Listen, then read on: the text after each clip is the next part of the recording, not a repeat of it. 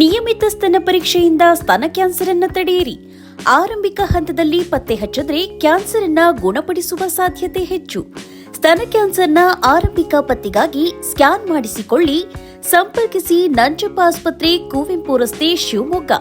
ದೂರವಾಣಿ ಸಂಖ್ಯೆ 0818226800 ಅಥವಾ 0818223967 ಮತ್ತು ಮಾಗನೂರು ಬಸಪ್ಪ ರಸ್ತೆ, ದಾವಣಗೆರೆ. ಸಂಪರ್ಕಿಸಿ 0812260111 ಅಥವಾ 081922603333. ಸರ್ಫಾ quotes, ಸರ್ಫಾ quotes,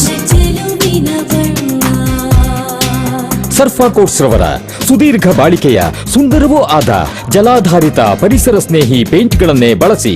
ಸರ್ಫಾ luxury emulsion paint, odourless, low VOC, good for health, good for earth. Surfa coats ಸಮುದಾಯದ ಸಂಘಟನೆಗೆ ಪ್ರವಾಸ ಮಾಡುತ್ತಿದ್ದು, ನಮ್ಮ ಅಸ್ಪೃಶ್ಯ ಸಮಾಜಕ್ಕೆ ಬಲ ತುಂಬಿ ಸಮಾಜದ ಮುಖ್ಯವಾಹಿನಿಗೆ ಕರೆತರುವ ಕೆಲಸ ಮಾಡುತ್ತಿದ್ದೇವೆ ಎಂದು ಮಾಜಿ ಸಚಿವ ಎಚ್ ಆಂಜನೇಯ ತಿಳಿಸಿದ್ದಾರೆ. ಶಿವಮೊಗ್ಗದಲ್ಲಿ ಪತ್ರಿಕಾಗೋಷ್ಠಿ ನಡೆಸಿ ಮಾತನಾಡಿದ ಎಚ್ ಆಂಜನೇಯ, ಒಳ ಮೀಸಲಾತಿ ಜಾರಿ ಮಾಡುವಲ್ಲಿ ಕೊಂಚ ತೊಡಕಾಗಿ ಹೈಕೋರ್ಟ್ ತಡೆಯಾಜ್ಞೆ ತಂದಿದೆ. ಅಸ್ಪೃಶ್ಯರಿಗೆ 1% ಸಮಾನತೆ ನೀಡಲು ವರದಿಯಲ್ಲಿ ಹೇಳಲಾಗಿದ್ದರೂ ನೀಡಿಲ್ಲ. ಬಾಕಿ ಸಮುದಾಯಗಳಿಗೆ ಹೆಚ್ಚು ಶೇಕಡಾವಾರು ನೀಡಿ ನಮಗೆ ವಂಚಿತರನ್ನಾಗಿ ಮಾಡಲಾಗಿದೆ. ಅಲೆಮಾರಿ ಸಮುದಾಯವನ್ನು ಕೈಬಿಟ್ಟು ವಂಚಿಸಲಾಗಿದೆ. ಹೀಗಾಗಿ ಹೈಕೋರ್ಟ್ನಲ್ಲಿ ತಡೆಯಾಜ್ಞೆ ತರಲಾಗಿದೆ. ಈಗಾಗಲೇ ವರದಿಯಲ್ಲಿ ಉಲ್ಲೇಖಿಸಿರುವುದನ್ನು ಘೋಷಣೆ ಮಾಡಬಾರದೆಂದು ಒತ್ತಾಯಿಸಲಾಗಿದೆ ಎಂದು ಅವರು ತಿಳಿಸಿದರು.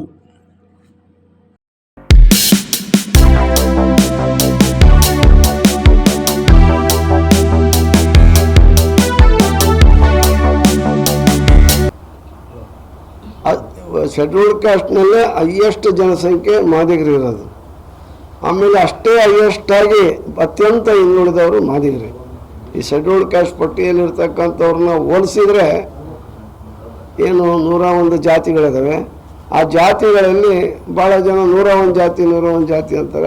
ಅದರಲ್ಲಿ ಈ ವಲಯ ಸಂಬಂಧಿತ ಜಾತಿಗಳು ಅದರಲ್ಲೇ ಒಂದು 20 ಬಂದರೆ, ಮಾದಿಗೆ ಸಂಬಂಧಿತ ಜಾತಿಗಳು ಒಂದು 20 ಬರ್ತವೆ.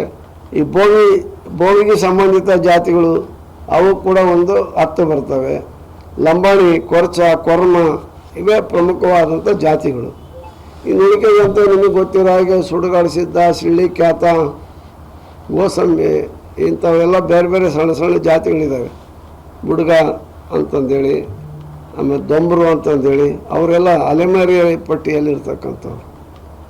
ಇವರೆಲ್ಲ ಸೇರಿ 101 ಜಾತಿಗಳಿದ್ದಾವೆ.